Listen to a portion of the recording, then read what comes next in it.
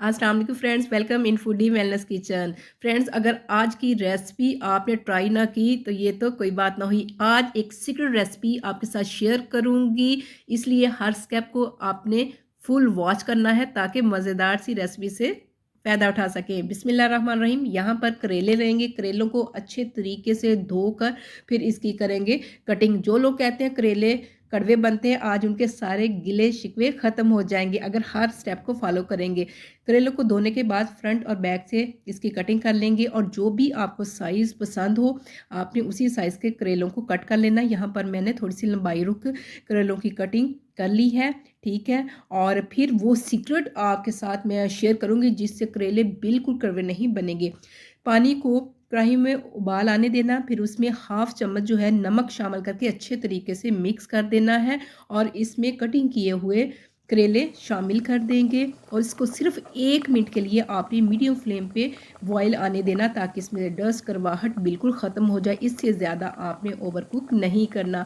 और जो लोग कहते हैं कि करेले कड़वे बनते हैं तो यही तो इस सब्ज़ी की खूबसूरती है, थोड़ी सी करवाहट से और ज़्यादा इसका फ्लेवर मज़े का बनता है। 1 मिनट होने के बाद इसको निकाल लेंगे। ज़्यादा आपने बिल्कुल नहीं पकाना, इस बात का आपने ख़ास ख्याल रखना है वरना सारी रेसिपी जो है वो ज़ाया हो जाएगी।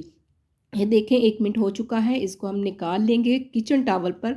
इसको फैला के अच्छे तरीके से ड्राई करने के बाद गरम ऑयल में शामिल करेंगे। अगर आपके करेले में पानी हुआ, सही तरह ड्राई ना हुआ तो छींटे पड़ सकते हैं, इसलिए इन टिप्स एंड ट्रिक्स का ज़रूर फॉलो कीजिएगा। यही रेसिपी में जान पैदा करते हैं।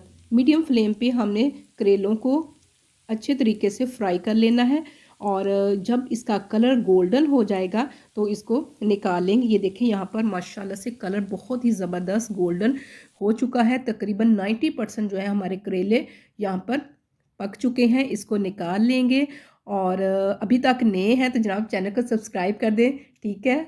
और वीडियो को लाइक और शेयर फ्रेंड से ज़रूर कीजिएगा, इससे हौसला अफजाई और हिम्मत और प्यार मिलता है। और इसी बचे हुए ऑयल में शामिल करेंगे 2 मीडियम साइज़ के प्याज।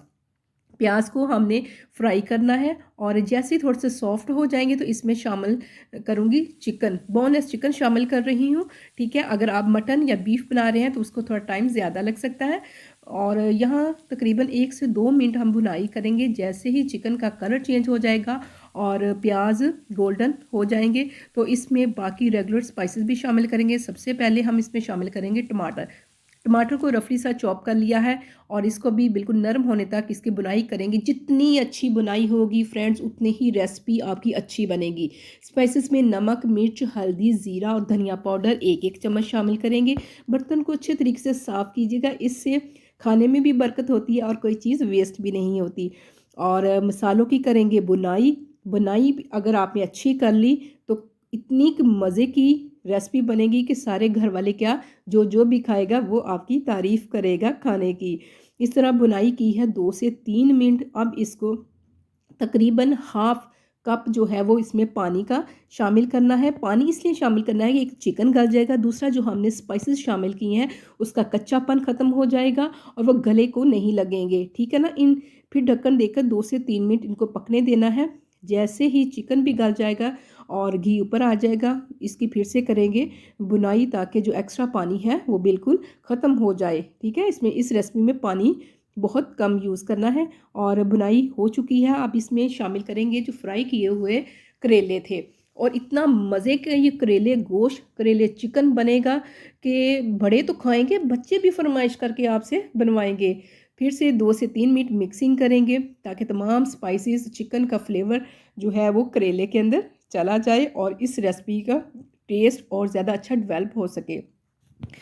और मिक्सिंग करने के बाद इसमें आपने ढेर सारा सब्ज़ धनिया शामिल करना, इसके अलावा कोई एक्स्ट्रा आपने मसाला शामिल नहीं करना, ठीक है।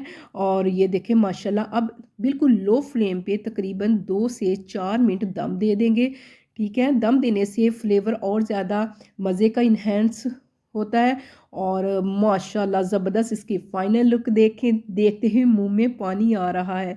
तमाम ट्रिक्स एंड टिप्स को फॉलो करेंगे तो करेले जो है कभी भी कड़वे नहीं बनेंगे, ठीक है। और ये देखें माशाल्लाह कलर देखें, खुशबू देखें, इतनी मज़े की है कि मैं आपको बता नहीं सकती। इतने अगर आप इस रेसिपी को फॉलो करेंगे तो हर बाइट में आपको मज़ा आएगा और आप बार-बार बनाएँगे। ठीक है ना? आई होप आपको ये वीडियो अच्छी लगी होगी। अगर आपको इसमें कोई कमी नज़र आई या कोई सजेशन देना तो कमेंट्स ज़रूर कीजिएगा।